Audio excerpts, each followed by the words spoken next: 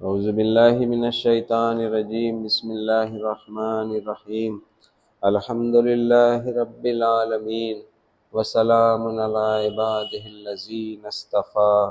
درود بر محمد وآل محمد، اللہم صلی علی محمد وآل محمد۔ آج ماہ رمضان کی 2 تاریخ ہے اور اس سلسلے کا دوسرا یہ درس ہے۔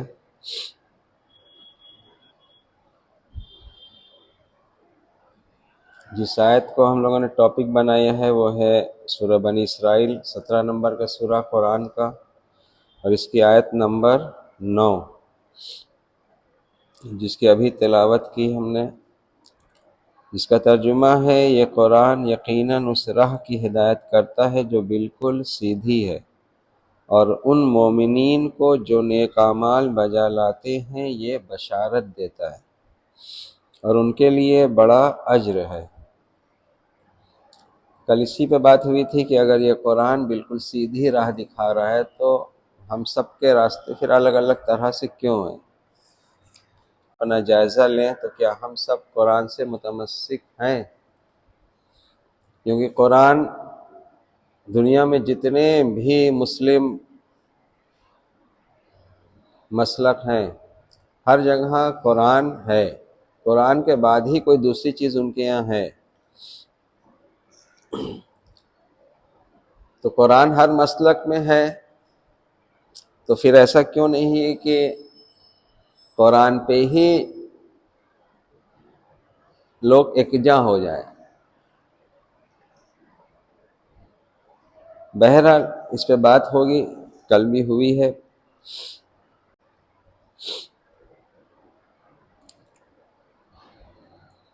جس طرح حضرت موسیٰ علیہ السلام کو کتاب عنایت فرمائی اور اسے بنی اسرائیل کے لیے ہدایت کا ذریعہ بنایا، یہ سورہ بنی اسرائیل میں شروع کی جو آیت ہیں وہ بنی اسرائیل سے ہی خطاب ہے، اسی کی طرف ہے، جس میں آیت تھی یہ 2 نمبر کی آیت: وَآتَيْنَا مُوسَى الْكِتَابَ وَجَعَلْنَاهُ هُدًى لِبَنِي إِسْرَائِيلَ، اور ہم نے موسیٰ کو کتاب دی اور اس کو بنی اسرائیل کے لیے ہدایت قرار دیا۔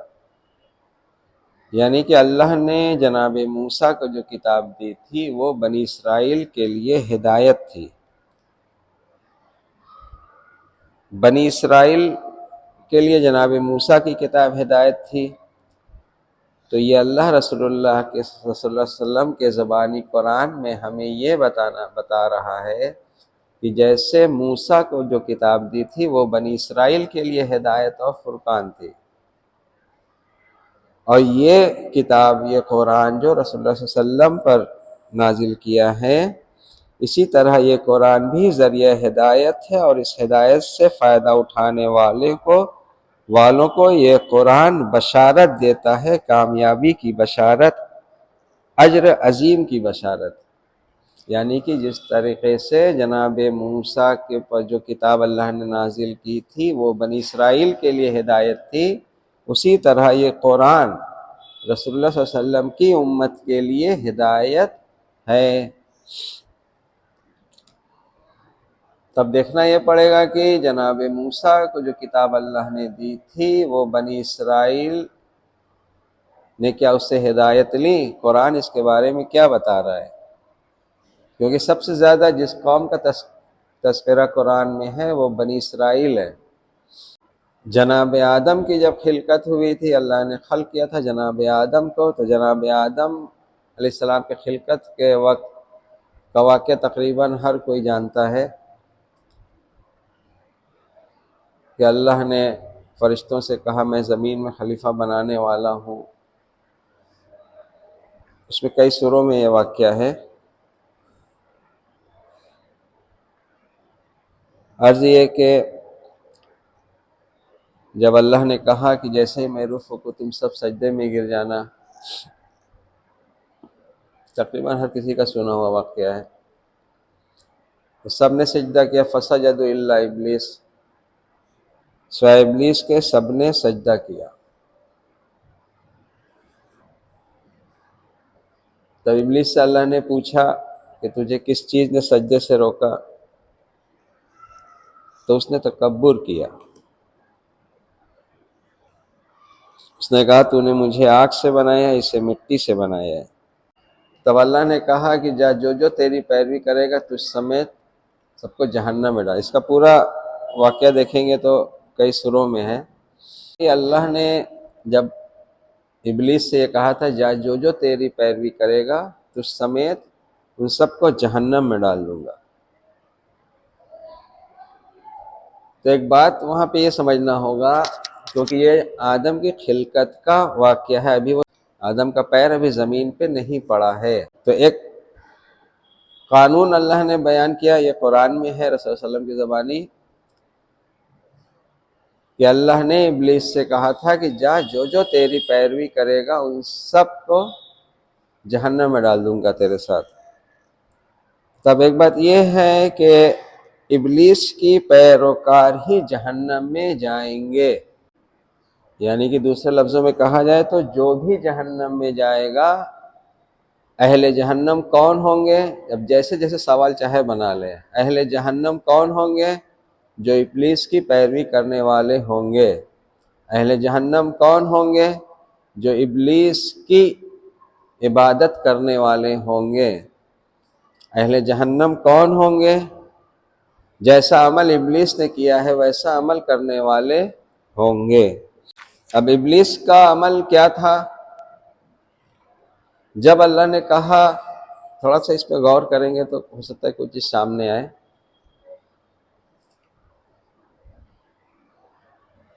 کہ جب میں روح پھونکوں تو تم سب سجدے میں گر جانا، لیکن ابلیس نے سجدہ نہیں کیا۔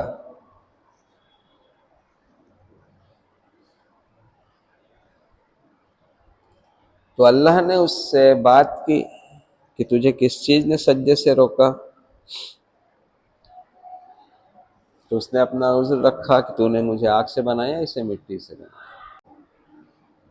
اس کے بعد پھر ابلیس کہتا ہے، جو بات جب آگے بڑھتی ہے، یا ربی کہہ کے بات کرتا ہے۔ پہلے تو اس نے خلقت کا اقرار کیا کہ اللہ ہی خالق ہے، تبھی تو اس نے کہا تھا کہ تو نے مجھے آگ سے خلق کیا ہے اور اسے مٹی سے خلق کیا ہے، یعنی کہ ابلیس یہ مانتا تھا کہ اللہ خالق ہے۔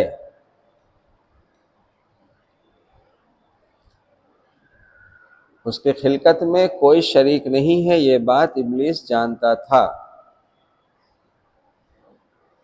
پھر آگے اس ابلیس بات کرتا ہے اللہ سے یا ربی کہہ کے، یا ربی، اے میرے رب، اے میرے پالنے والے، تو مجھے وقت معلوم تک کی زندگی دے۔ اے میرے رب، اے میرے پالنے والے۔ تو اللہ رب ہے، یہ بھی ابلیس اقرار کر رہا تھا۔ یہ بات دیکھیں کس اس پہ ہو رہی ہے کہ اللہ نے ابلیس سے یہ کہا تھا کہ جا جو تیری پیروی کرے گا تجھ سمیت جہنم میں ڈال دوں گا۔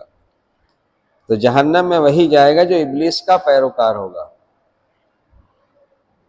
تو ابلیس کا پیروکار کون ہوگا؟ ابلیس نے کیا کیا تھا کہ اس کی پیروی کرنے والا جہنم میں جائے گا؟ تو ابلیس نے یہ کیا تھا کہ اللہ نے ایک حکم دیا تھا، اس حکم کی نافرمانی کی تھی ابلیس نے، اور نافرمانی کی تھی تو ایسا نہیں ہے کہ وہ اللہ کو خالق نہیں مانتا تھا، اللہ کو رب نہیں مانتا تھا۔ ابلیس اللہ کو خالق مانتا تھا، اللہ کو رب مانتا تھا۔ تو ابلیس کی اطاعت کیا ہوئی؟ ابلیس کی پیروی کیا ہوئی؟ ابلیس کی پیروی یہی ہوئی کہ اگر کوئی بنی آدم میں ہے تو ابلیس کا پیروکار کون ہوگا؟ جو اللہ کو خالق مانے گا، تمام جہانوں کا خالق، ہر شے کا خالق، جو بھی موجود ہے اس کا خالق اللہ ہے، رب العالمین ہے، تمام جہانوں کا پالنے والا ہے، یہ بھی ابلیس مان رہا ہے۔ یہ بنی آدم میں سے بھی ہو سکتا ہے مانتا ہو۔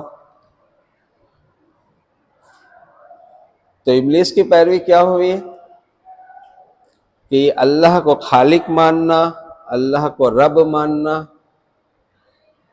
اور اللہ کے حکم کی اطاعت نہ کرنا، یہ ابلیس کی پیروی ہے۔ اور اللہ نے یہی ابلیس سے کہا تھا کہ جا جو جو تیری پیروی کرے گا تو سمیت سب کو جہنم میں ڈال دو۔ اب سوال یہاں پہ ایک اٹھتا ہے کہ کیا ابلیس نے شرک کیا تھا؟ کیونکہ قرآن کی آیت ہے کہ اللہ تمام گناہوں کو معاف کر دے گا سوائے شرک کے۔ اب میں کیمرے پہ بات کہہ رہا ہوں، ریکارڈنگ ہو رہی ہے، اس کی میں کلپ بھی بناؤں گا۔ میں نے دو عالم سے اس کے بارے میں پوچھا تھا، ایک اپنے اہل تشیع کے عالم سے اور ایک اہل حدیث کے عالم سے، کہ کیا ابلیس نے شرک کیا تھا؟ تو دونوں نے یہ جواب دیا تھا کہ نہیں، ابلیس نے شرک نہیں کیا تھا۔ تو ان سے ہم نے یہ سوال کیا کہ جب ابلیس نے شرک نہیں کیا تھا تو پھر تو وہ بخشا جائے گا، کیونکہ اللہ قرآن میں کہہ رہے ہیں کہ سوائے شرک کے اللہ ہر گناہ معاف کر دے گا۔ آپ لوگ کہہ رہے ہیں کہ ابلیس نے شرک نہیں کیا تو اللہ اس کو بخش دے گا پھر آپ لوگوں کے حساب سے۔ تو اس میں جو پوائنٹ کی بات ہے کہ جو اہل تشیع جو عالم تھے، جانکار تھے، اور جو اہل حدیث تھے وہ اپنے ان کے جانکار تھے، تو انہوں نے ایسا کیوں جواب دیا کہ ابلیس نے شرک نہیں کیا تھا؟ اور کوئی عام آدمی بھی نہیں تھے، دونوں عالم تھے، دونوں مسلک کے۔ تو عالم تو شرک تو ہم نے ان سے یہ بات کہی دونوں عالم سے کہ اس کا مطلب کہ ابھی ہمارے یہاں شرک کی ڈیفینیشن صحیح سے بیان نہیں ہوئی ہے۔ شرک کیا ہے، مشرک کسے کہتے ہیں، ہم نہیں جان رہے، کیونکہ جو توحید اہل حدیث بیان کرتے ہیں، ہم کوئی مسلک پہ مطلب وہ طنز نہیں کر رہے ہیں، لیکن جو سامنے بات آ رہی ہے وہ بتا رہے ہیں۔ ابلیس اللہ کو خالق مانتا تھا، تبھی تو کہا تھا کہ تو نے مجھے آگ سے پیدا کیا ہے، اسے مٹی سے ذلیل مٹی سے پیدا کیا ہے۔ اللہ کو رب مانتا تھا، تبھی تو کہا یا ربی، جیسے ابھی ہم بھی دعا مانگتے ہیں اللہ سے تو یا ربی کہہ کے ہی دعا کہتے ہیں، یا ربی کہہ کے بہت سی دعا ہے۔ تو ابلیس نے بھی اللہ سے یا ربی کہہ کے بات کی تھی، تو ابلیس اللہ کو رب بھی مان رہا ہے، تو اس نے کیسے شرک کیا؟ جہنم میں جو چیز لے کے جائے گی وہ لے کے جائے گی کہ اللہ کے حکم میں کسی کو شریک کرنا، یعنی کہ اللہ نے حکم دیا تھا کہ تم سب سجدے میں گر جانا، تو ابلیس نے سجدہ نہیں کیا۔ اب یہیں سے ایک چیز آتی ہے تکبر، کہ اس نے تکبر کیا، واستکبر آیت ہے نا، اس نے تکبر کیا۔ تکبر بھی ہم لوگ کو بہت دوسری طرح سے سمجھایا جاتا ہے۔ تکبر اصل میں کہتے ہی اسے ہے کہ جس معاملے میں اللہ کا جو حکم ہو اس کو نہ بجا لا کے اس طرح سے اپنے من سے اس کو انجام دینا، یہ ہوا تکبر۔ مثلا قرآن کے اس سے ہی ہم بات کرتے ہیں کہ اللہ نے حکم دیا ہے کہ ایک باپ کا انتقال ہو جائے، کوئی مرے تو اس کی جائیداد کو اس کے ورثہ میں تقسیم کر دیا جائے، اور وہ تقسیم کرنے کا پورا سسٹم اللہ نے بیان کیا ہے۔ اب دیکھیں تکبر کیا ہوتا ہے۔ اللہ نے بیان کیا کہ جب ایک شخص مر جائے، مال چھوڑ کے جائے، تو اس کو اس کے حساب سے جو دین کا قانون ہے اس کے حساب سے اس کو اس کے اہل تک پہنچا دیا جائے جو اس کا حصے دار ہے۔ تو اس کا قانون بنا ہے لڑکی کا اکیرا، لڑکے کا دوہرا۔ اب یہاں پہ لڑکی کا اکیرا نہ دے کے یا بالکل نہ دے کے یا اس میں تھوڑا سا کم کرنا چاہتا ہے بھائی، تو یہ کیا کر رہا ہے؟ یہ تکبر میں آئے گا، یعنی کہ اللہ کا جو حکم تھا اس طرح سے اس کو انجام نہ دے کے اس میں اپنے مرضی کا احکام لگا رہا ہے انسان، جیسے ابلیس نے کہا تھا۔ وہ عذر دے رہا ہے کہ تو نے مجھے آگ سے پیدا کیا ہے، اسے مٹی سے پیدا کیا، اس لیے میں نے تیرے حکم کی نافرمانی کر دی، یہ ابلیس کا کہنا تھا۔ ہم نے یہاں پہ کیا کیا؟ والد کے انتقال کے بعد اپنی بہن کو ترکے میں سے ویسے نہیں دیا جیسے اللہ کا حکم ہے، ہم نے کچھ بھی بہانہ کر دیا کہ نہیں وہ اتنا ہے ہی نہیں میرے پاس رہنے لگا، تم تمہیں کہاں سے دیں، جب ہوتا تب نہ دیتے، نہ ہم ہی نہیں رہ پائیں گے نہ تم ہی رہ پاؤ گے۔ تو یہ کیا ہے؟ یہ اپنے من کا حکم جاری کرنا، اس لیے کہ اللہ کا جو حکم ہے اس کی میں فرما روائی نہیں کروں گا، اپنے من سے کچھ کر کے اس پہ میں عمل کر دوں گا۔ اسی کو تکبر کہا جاتا ہے۔ یہی وہ شخص ہے جو ابلیس کا پیروکار ہے۔ بس سمجھیے، ابلیس کا پیروکار، کیونکہ اللہ نے یہی کہا ہے کہ جا جو تیری پیروی کرے گا تو سمیت جہنم میں ڈال دوں گا۔ اب وہ ابلیس کا پیروکار کہیں بھی ہو سکتا ہے۔ یہ جو واقعہ ہے، یہ واقعہ جناب آدم کے خلقت کے وقت کا ہے۔ ابھی جناب نوح پیدا نہیں ہوئے، ابھی جناب ابراہیم، جناب موسیٰ، جناب ہارون کسی کا دور نہیں آیا ہے۔ ایک قانون اللہ نے بیان کیا، قرآن میں ہے یہ، کہ جو شیطان کی پیروی کرے گا، اور یہ جگہ جگہ دہرایا بھی گیا ہے۔ جیسے سورہ یاسین میں جیسے ایک آیت ہے 60 نمبر کی ہے، اے اولاد آدم، کیا ہم نے تم سے عہد نہیں لیا تھا کہ شیطان کی عبادت نہ کرنا، بے شک وہ تمہارا کھلا دشمن ہے۔ شیطان کی عبادت، جیسے اور ایک سورہ میں آئے گا کہ دیکھو کہیں ایسا نہ ہو کہ شیطان تمہیں بھی ویسے ہی گمراہ کر دے تمہارے جیسے تمہارے ماں باپ کو اس نے جنت سے نکلوا دیا تھا۔ تو یہ تو متنبع کرانا ہی تو ہے کہ دیکھو شیطان تمہارا کھلا دشمن ہے، اس کی عبادت نہ کرنا۔ کل ہم نے بات جہاں پہ چھوڑی تھی وہ یہ چھوڑی تھی، بندگی پہ چھوڑی تھی بات، کہ اللہ کی بندگی اور شیطان کی بندگی یہ کیا ہوتی ہے۔ کہ سورہ حمد میں جب ہم عہد کرتے ہیں کہ ایاک نعبد، ہم تیری ہی بندگی کرتے ہیں یا کریں گے، ہمیں صراط مستقیم کی ہدایت فرما، یہ ہم دعا کرتے ہیں۔ تو وہ بندگی ہے کیا کہ جو یہ بتائے کہ ہم اللہ کی بندگی کر رہے ہیں یا شیطان کی بندگی کر رہے ہیں۔ بسم اللہ الرحمن الرحیم، 60 اور 61 نمبر آیت پڑھ رہے ہیں۔ الم احد علیکم یا بنی آدم اللہ تعبدوا الشیطان انہ لکم عدو مبین وان اعبدونی ھذا صراط مستقیم۔ 61 نمبر کی آیت ہے وان اعبدونی، اور یہ کہ میری بندگی کرو، یہی صراط مستقیم ہے۔ صراط مستقیم کیا ہوا؟ اللہ کی بندگی۔ ہم سورہ حمد میں کیا کہتے ہیں؟ ایاک نعبد و ایاک نستعین، ہم تیری ہی بندگی کرنا چاہ رہے ہیں اور تجھی سے مدد چاہتے ہیں۔ کس چیز کی؟ صراط مستقیم کی۔ اہدنا الصراط مستقیم۔ صراط مستقیم کیا ہے؟ اسلام اللہ کی بندگی۔ اب اگر شارٹ میں کوئی پوچھے کہ صراط مستقیم کیا ہے، اللہ کی عبادت کرنا صراط مستقیم ہے۔ کیا؟ اللہ کی عبادت کرنا صراط مستقیم ہے۔ اب جیسے سورہ مریم میں ہم نے بتایا تھا، وہ رسول اللہ علیہ وسلم کی زبانی ہے، وَإِنَّ اللَّهَ رَبِّي وَرَبُّكُمْ، اور بے شک اللہ میرا پروردگار ہے اور تم لوگوں کا پروردگار ہے۔ فَاعْبُدُوهُ، بس اسی کی بندگی کرو۔ ھذا صراط مستقیم، یہی صراط مستقیم ہے۔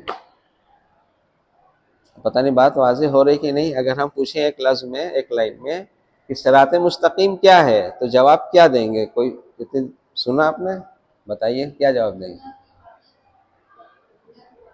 اللہ کی عبادت کرو، یہی صراط مستقیم ہے۔ لیکن ان کو یاد ہو گیا، اللہ کی عبادت کرو یہی صراط مستقیم ہے۔ تو اب اللہ کی عبادت کیا ہے، صراط مستقیم کیا ہے کہ جو ہم کریں تو وہ اللہ کی عبادت ہوگی۔ اب یہ ڈھونڈنا پڑے گا کہ صراط مستقیم کیا ہے۔ اچھا، یہاں سے ایک چیز تو واضح ہو گئی کہ اللہ کی عبادت کیا ہے، صراط مستقیم ہے۔ صراط مستقیم کیا ہے کہا جائے گا تو اللہ کی عبادت کرنے والا جو راستہ ہے وہی صراط مستقیم ہے۔ تو شیطان کی عبادت کیا ہوئی؟ شیطان نے کیا کہا تھا اللہ سے؟ مجلس میں سنا ہوگا کہ میں صراط مستقیم پر بیٹھوں گا اور لوگوں کو گمراہ کروں گا۔ ابلیس نے یہی کہا تھا نا کہ میں صراط مستقیم، تیرے صراط مستقیم پر بیٹھوں گا۔ اللہ سے کہا تھا کہ صراطک المستقیم، تیرے صراط مستقیم پر بیٹھوں گا اور لوگوں کو گمراہ کروں گا۔ تو شیطان کی بندگی کیا ہوئی؟ کہ صراط اللہ کی بندگی سے روک کے اپنی بندگی کروائے۔ اس کا مطلب کیا ہوا؟ یعنی کہ اللہ کا حکم پہ عمل نہ کر کے انسان جب اس کا اپوزٹ کرے گا تو یہ ہو جائے گی شیطان کی بندگی۔ جب شیطان کی بندگی ہو جائے گی تو یہی ہوگا شیطان کی اطاعت۔ شیطان کی اطاعت کیا ہے؟ کہ وہ اللہ کو رب مانتا تھا، اللہ کو خالق مانتا تھا، اس میں کچھ شرک نہیں کرتا تھا، وہ کسی اور سے نہیں مانگتا تھا۔ ابلیس اللہ ہی سے مانگا تھا کہ مجھے قیامت تک کی زندگی دے دے۔ اس کا اللہ سے مانگنا اس کو جہنم میں جانے سے نہیں روک سکا، اس کا اللہ کو رب العالمین ماننا جہنم میں جانے سے نہیں روک سکا۔ اس کو جہنم میں کیا چیز لے کے گئی؟ اللہ کے حکم کی اطاعت نہ کرنا۔ تو یہی ہمیں قرآن میں جگہ جگہ بتایا جا رہا ہے کہ اللہ کے حکم کی اطاعت اگر نہیں کرو گے تو گویا کہ تم شیطان کی اطاعت کرنے والے ہو، تمہارا ٹھکانہ وہی ہے جو شیطان کا، ابلیس کا ہے۔ تو شیطان کی عبادت، اللہ کی عبادت سمجھ میں آ گئی تھوڑا سا؟ کہ صراط مستقیم جو ہے یہ ہے اللہ کی عبادت، اور اس سے ہٹیں گے تو یہی شیطان بہکاتا ہے کہ تم صراط مستقیم پہ مت رہو، اپنے مرضی کا کام کرو، تو یہیں سے شیطان اپنی اطاعت کرواتا ہے۔ اس کا خلاصہ بہت خوبصورت ہے کہ صراط مستقیم ہے کیا؟ ایک تو یہ ہو گیا کہ اللہ کی عبادت ہے، تو قرآن میں ایسا کچھ ہے کہ یہی میرا راستہ ہے؟ جیسے کوئی بتائے کہ صراط مستقیم میں کون سا راستہ ہے، اس کی کوئی وضاحت کریے، تو قرآن میں کوئی آیت ایسی ہے کہ بتانے کے بعد بتائے کوئی کہ یہی میرا راستہ ہے، یہی صراط مستقیم ہے، لہذا اسی کو تم لوگ مانو تو گویا کہ میری بندگی ہو جائے گی؟ ہاں، تو آیت اس طرح کی ہے، اس کو ہم کل اس پہ بیان کریں گے۔ تو کیا آج عبادت پہ بات ہو رہی ہے تو وہی ہوگی کہ عبادت شیطان کی اور اللہ کی، یہ دو کی عبادت ہے۔ اب اللہ کی عبادت ہوگی یعنی کہ اللہ کے حکم کی فرما روائی کرنا، تو ہم اللہ کے حکم کی فرما روائی کیسے کریں گے؟ ہمیں اللہ کا حکم کیسے پتہ چلے گا؟ تو اس کے لیے اللہ نے انبیاء اور رسول کو بھیجا، یہ واضح۔ تو انبیاء اور رسول جو پیغام دیتے تھے وہ کیا پیغام دیتے تھے؟ تمام انبیاء کا، یہ ہر سورہ میں بھی ہے لیکن سورہ ہود میں مسلسل ہر نبی سے بات کوٹ ہے اس پہ کہ ہر نبی کا اپنی قوم میں یہی پیغام تھا کہ اللہ تعبدو الا اللہ، سوائے اللہ کے کسی کی عبادت نہ کرو۔ ہر انبیاء کا یہی قول ہے۔ سورہ ہود میں شروع کی آیت ہے، اس میں رسول اللہ صلی اللہ علیہ وسلم کی زبانی بھی یہ ہے کہ اللہ تعبدو الا اللہ، سوائے اللہ کے کسی کی بندگی نہ کرو۔ تو یہ انبیاء کرام کا مین میسج یہی ہوتا تھا کہ اللہ کے علاوہ کسی کی بندگی نہ کرو۔ وہ بندگی کیا ہے؟ اس پہ تھوڑا سا ذہن بیٹھا لیجئے، کیونکہ عموماً ہوتا ہے کہ مسلمان میں جتنا مسلک ہے، ہر مسلک بس اپنے کو اتنا کر کے بہت معتبر بنا لے رہا ہے کہ نماز پنجگانہ پڑھ لے رہا ہے، تہجد پڑھ لے رہا ہے، وہ بہت بڑا عبادت گزار اپنے کو سمجھنے لگتا ہے کہ ہم عبادت کرنے والے ہیں اللہ کی۔ اور یہ ڈنکے کی چوٹ پر لوگ کہتے بھی ہیں کہ ایک اللہ کے آگے جھکو، یہ عبادت۔ صرف جھکنا عبادت نہیں ہے، جھکنا تو تسلیم کرنا ہے، اپنے کو سرنڈر کرنا ہے۔ مثلا اگر ہم سجدے کی حالت میں مصلی پہ آتے ہیں تو سجدے کی حالت میں ہم کیا کہتے ہیں؟ سبحان ربی الاعلی و بحمدہ، یعنی کہ اللہ کے اعلیٰ ہونے کا اقرار کر رہے ہیں۔ تو یہ تو ہم زبانی نہ کر رہے ہیں، اور سورہ حمد میں بھی کہہ رہے ہیں کہ ایاک نعبد و ایاک نستعین، ہم تیری ہی عبادت کریں گے، تو ہمیں صراط مستقیم کی ہدایت دے، تجھ سے استعانت چاہتے ہیں صراط مستقیم کی۔ تو یہ تو ہم اقرار کر رہے ہیں ابھی یہاں، ہاں یہ رکوع سجود قیام بھی عبادت بن سکتا ہے، کب؟ جب اس میں جو آپ عہد کر رہے ہیں، ہم جو اس میں عہد کر رہے ہیں اس پہ ہم کھرے اتریں۔ مثلا اگر ہم نے یہاں پہ کہا ہے کہ ہم تیری ہی بندگی کریں گے، تو اب ہم یہاں سے اٹھ کے جائیں، گھر میں جائیں، تو ماں باپ کے سامنے کیسے رہنا ہے؟ اللہ کا کیا حکم ہے کہ ماں باپ کے سامنے وَقَضَىٰ رَبُّكَ وَبِالْوَالِدَيْنِ إِحْسَانًا، والدین کے ساتھ حسن سلوک سے رہو، شانوں کو جھکائے رکھو، بات کرو تو نرم لہجے میں کرو، اف بھی نہ کہنا، تب کہنا وَقُلْ رَبِّ ارْحَمْهُمَا كَمَا رَبَّيَانِي صَغِيرًا، اے ہمارے رب تو ان پر ویسے ہی رحم کر جیسے انہوں نے بچپن میں مجھے رحمت سے پالا تھا۔ اب یہ اللہ کا حکم ہے۔ اب یہاں ہم نے عہد کیا ہے نماز کی حالت میں وضو کر کے، ہم تیری ہی بندگی کرتے ہیں اور کریں گے، ہمیں صراط مستقیم کی ہدایت فرما۔ تو والدین کے بارے میں اللہ کا یہ حکم ہے۔ اب نماز پڑھ کے آپ لوگ گھر گئے، ماں باپ کو ڈانٹ دیا، کس کی بندگی ہوئی؟ یہ کس کی بندگی ہوئی؟ ڈانٹ دیا اگر تو یہی شیطان کی بندگی ہوئی۔ یہ جو اس میں کہا جا رہا ہے اللہ تعبد الشیطان، سورہ یاسین میں 60 نمبر کی آیت ہے، خبردار شیطان کی بندگی نہ کرنا۔ تو یہ چیز ہے کہ اللہ کا حکم تھا کہ والدین کے ساتھ ایسے برتاؤ کرنا، لیکن تم نے ویسے نہ کر کے اس کا الٹا کر دیا۔ تو الٹا کر دیا تو کیا ہوا؟ یہ شیطان کی عبادت ہو گئی، کیونکہ شیطان نے تو کہا ہی تھا اللہ سے کہ میں صراط مستقیم پر بیٹھوں گا، یعنی کہ جہاں تیرے حکم کی اطاعت کرنے والے لوگ ہوں گے میں منع کروں گا کہ اللہ کے حکم کی اطاعت نہ کرو۔ یہی شیطان کا کام ہے۔ تو والدین کے بارے میں جو حکم تھا اس کا الٹا کیا تو گویا ہم نے شیطان کی اطاعت کی عبادت کر لی۔ تو اسی طرح یہ والدین، دیکھیے اس میں قرآن میں ایک چیز ہم بتا دیں، یہ جب سے ہم نے شروع کیا تب سے یہ بات کہتے آ رہے ہیں، اللہ کی عبادت شروع ہی ہوتی ہے والدین کے ساتھ حسن سلوک سے۔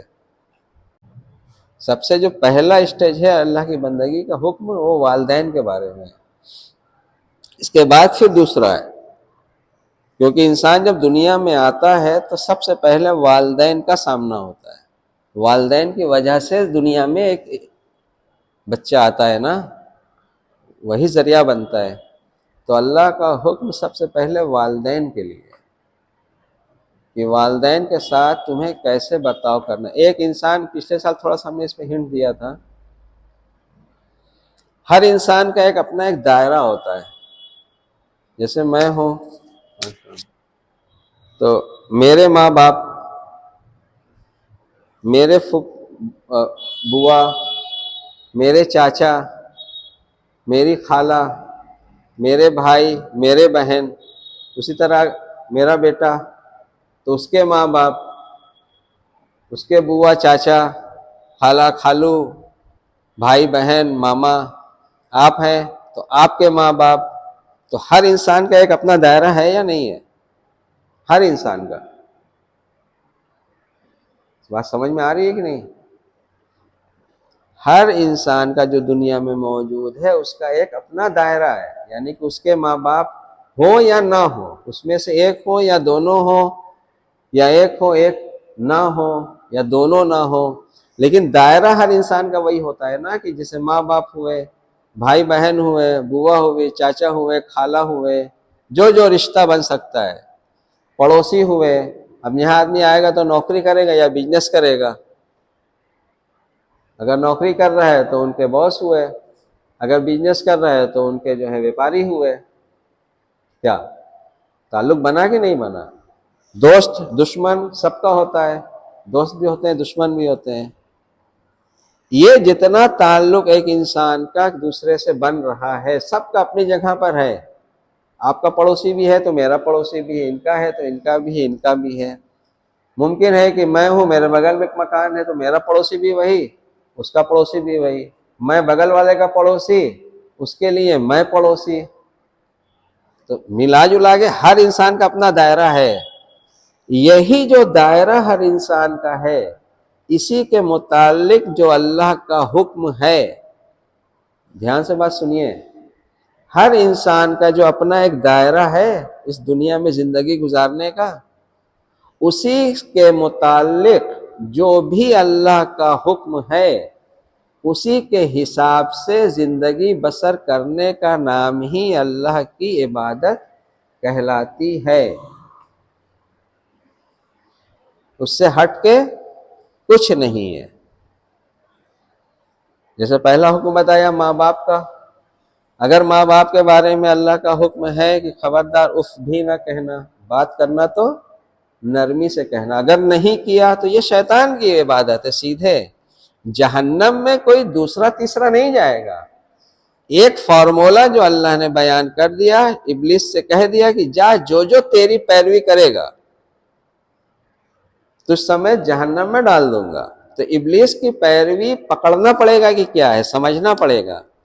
ابلیس اللہ کو خالق مانتا تھا، اللہ کو یہ مانتا تھا کہ اس نے سب کچھ خلق کیا ہے۔ ابلیس اللہ سے ہی مانگتا تھا، یا ربی کہہ کے اس نے قیامت تک کی زندگی مانگی۔ کوئی مانگ سکتا ہے اللہ سے؟ 500 سال کی زندگی کوئی مانگ کے دکھا دے؟ تو اللہ کو کیسا مانتا تھا کہ اس کو یقین تھا کہ ہم مانگیں گے تو اللہ دے دے گا۔ ارے ابلیس نے اللہ سے ہی مانگا تھا، تو اللہ سے مانگنا، اللہ کو خالق جاننا، تو اس کی اطاعت کیا ہوئی کہ اللہ کہہ رہا ہے کہ جاؤ جو تیری پیروی کرے گا تو سمجھ جہنم۔ ابلیس کی پیروی ہوئی ہی یہی کہ جو اللہ کا حکم ہے اس کو انجام نہ دینا، یہ ابلیس کی پیروی ہے۔ اب یہ انسان کہیں بھی ہو سکتا ہے۔ جب دنیا میں جناب آدم حوا آئے، نسل آگے بڑھی، تو جناب نوح کا دیکھ لیجئے پہلا واقعہ۔ جناب نوح کا بیٹا، جناب نوح نے کیا کہا تھا؟ جو کشتی میں سوار ہوئے، اس نے کہا نہیں، ہم پہاڑ پہ چڑھ جائیں گے۔ نبی کا جو حکم ہوتا ہے وہ اللہ ہی کا حکم ہوتا ہے۔ پیغامبر جو کہا جاتا ہے نبی کو، یعنی کہ پیغام پہنچانے والا۔ تو نبی کا پیغام کیا ہوتا تھا؟ تھوڑا دیر پہلے بتایا تھا کہ اللہ تعبدوا الا اللہ، سوائے اللہ کے کسی کی عبادت نہ کرو۔ اس کا مطلب کیا ہوا؟ سوائے اللہ کے کسی کے حکم کی اطاعت نہ کرو۔ اب اس کا مطلب یہ نہیں کہ رسول کے حکم کی اطاعت نہیں، امام کے حکم کی اطاعت نہیں۔ یہ چلیے یہیں پہ کھول دیتے ہیں، نہیں تو بات کٹ جائے گی۔ سوائے اللہ کے کسی کے حکم کی فرمانروائی نہ کرو۔ تو رسول اللہ جب ہم کہتے ہیں تو اس کا مطلب کیا ہوا؟ اللہ کے بھیجے ہوئے، اپنی زبان اردو میں کہتے ہیں پیغامبر، یعنی کہ اللہ کا پیغام پہنچانے والے۔ تو رسول کی اپنی بات رہے گی کہ اللہ کی بات رہے گی؟ اللہ کا حکم ہی تو پہنچائیں گے۔ تو جب اللہ کا حکم پہنچائیں گے تبھی تو ہم ان کو مان رہے ہیں کہ یہ اللہ کے بھیجے ہوئے نبی ہیں۔ اچھا، اولی الامر جو ہوں گے یہ کس کا حکم پہنچائیں گے؟ یہ بھی اللہ ہی کا حکم پہنچاتے ہیں۔ تو اسی لیے کہا جاتا ہے کہ ایک ہوتا ہے کہ اللہ کی پارٹی کے لوگ، اور ایک ہوتا ہے شیطان کی پارٹی کے لوگ۔ اللہ کی پارٹی کے لوگ کو قرآن نے کہا ہے حزب اللہ، اور شیطان کی پارٹی کو کہا ہے قرآن میں حزب الشیطان۔ یہ دونوں قرآن میں یہ مطلب آیت میں ہے۔ تو جو اللہ کی پارٹی کا ہوگا، مثلا ہم یہاں پہ بیٹھے ہیں، ابھی آپ لوگ بیٹھے ہیں، ہم یہ قرآن کی بات بتا رہے ہیں، تو ہم کس پارٹی کا کام کر رہے ہیں؟ آیا یہ اللہ کی پارٹی کا کام ہے یا شیطان کی پارٹی والا کام ہم انجام دے رہے ہیں؟ ہم اللہ کے حکم کی طرف بلا رہے ہیں یا اللہ کے حکم سے دور کر رہے ہیں؟ یہی وہ پوائنٹ ہوتا ہے۔ کل جو میں نے سورہ زمر والی بات بتائی تھی کہ 18 نمبر کی آیت، کہ جو بات کو غور سے سنتے ہیں اور اس کے بہترین پہلو پہ عمل کرتے ہیں، تو یہی چیز دیکھنا ہوتا ہے کہ سامنے والا اللہ کی پارٹی کا ہے یا شیطان کی پارٹی کا ہے۔ تو اس کے بولنے سے ہی پتہ چل جائے گا کہ وہ ہمیں لے کے کدھر جانا چاہ رہا ہے، ہمیں اللہ کا حکم بتا رہا ہے یا اللہ رسول یا امام کے نام پر جھوٹی بات گھڑ کے ہمیں شیطان کی طرف لے کے جانا چاہ رہا ہے۔ مثلا جیسے قرآن میں ہے سورہ ہود میں، تھوڑا سا ہنٹ دے رہے ہیں کہ رسول صلی اللہ علیہ وسلم کہہ رہے ہیں کہ اللہ تعبد الا اللہ، سوائے اللہ کے کسی کی بندگی نہ کرو۔ میں اس کی طرف سے تم لوگوں کو ڈرانے والا اور خوشخبری دینے والا ہوں، تم لوگ اپنے گناہوں کی توبہ کر لو۔ رسول اللہ کہہ رہے ہیں کہ تم لوگ اپنے گناہوں کی توبہ کر لو، تو وہ ایک مدت تک اللہ تم لوگ کو اپنے فضل سے بہرہ مند کرے گا، اور اگر تم لوگوں نے توبہ نہ کی، ایسا نہ کیا، تو میں خود تم لوگوں کے بارے میں اس بڑے دن کے عذاب سے ڈرتا ہوں۔ تو اب رسول اللہ خود کہہ رہے ہیں کہ اگر توبہ نہیں کرو گے تو میں اس بڑے دن کے عذاب سے ڈرتا ہوں۔ اور ہم یہاں توبہ بھی نہیں کر رہے اور کہہ رہے ہیں کہ رسول اللہ محشر میں ہماری شفاعت کروائیں گے۔ ارے وہی رسول تو کہہ رہا ہے، اللہ کے رسول کہہ رہے ہیں کہ اگر توبہ نہیں کرو گے جہاں، تو میں خود تمہارے بارے میں اس بڑے دن کے عذاب سے ڈرتا ہوں۔ ہم توبہ نہیں کر رہے ہیں اور کہہ رہے ہیں کہ رسول اللہ ہماری شفاعت کریں گے، اور رسول اللہ کہہ رہے ہیں کہ توبہ کر لو۔ اب یہ اللہ کا حکم ہوا کہ نہیں کہ یہاں توبہ کر لو، اب یعنی کہ جتنی کوتاہی ہوئی ٹھیک ہے، اب نہیں کریں گے۔ توبہ استغفار تسبیح پڑھنے کا نام نہیں ہے۔ تو اب یہاں پہ اگر توبہ نہیں کی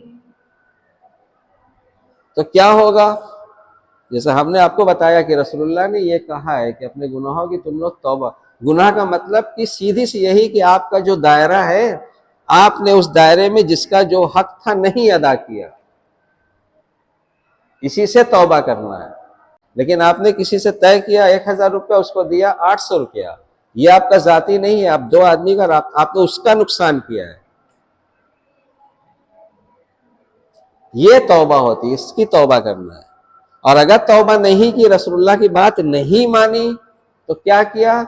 ویسے ہی جیسے ابلیس نے اللہ کا حکم نہیں مانا تھا تو واستکبر، اس کے لیے آیا تھا تکبر کیا۔ تو یہاں بھی اگر رسول اللہ کی بات اگر یہ ہے کہ تم لوگ اپنے گناہوں کی توبہ کر لو، تو توبہ کر لو، اگر نہیں کیا تو گویا کہ تکبر کیا ابلیس کی طرح۔ یہ اور جگہ بات آئے گی قرآن میں بھی۔ تو یہ ابلیس کا تکبر بھی اگر ہم سمجھ لیں تو ہم اللہ کی بندگی کی طرف بہت آسانی سے پلٹ جائیں گے۔